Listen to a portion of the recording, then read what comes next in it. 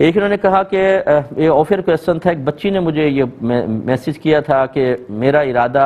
والدین میرا نکاح کسی جگہ کرنا چاہتے تھے اور میں اس لڑکے کو پسند نہیں کرتی تھی،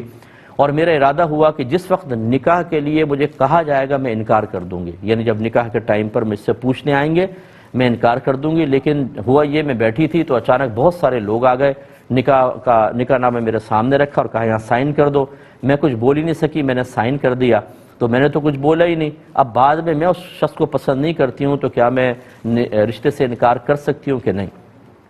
تو یہ میں نے اس لیے شامل کیا کہ بہت ساری بچیاں ایسی ہیں کہ جو مطلب اپنے ذہن میں کچھ اور رکھے ہوتی ہیں، اور والدین جو ہیں وہ اور مصلحتیں اور فوائد بچوں کے اچھے فیوچر کو پیش نظر رکھ کر کچھ اور فیصلہ کر رہے ہوتے ہیں، اس طرح سوچیں ٹکرا جاتی ہیں۔ پہلی بات تو یہ ہے کہ